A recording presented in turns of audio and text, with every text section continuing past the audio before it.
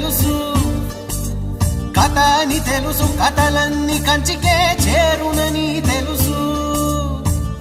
తెలుసు తెర తొలుగుతుందని, తెలుసు తెల్లారుతుందని, తెలుసు ఈ కట్టె పుట్టుకుమంటదని, తెలుసు ఈ మట్టి మట్టిలో కలిసిపోతదని.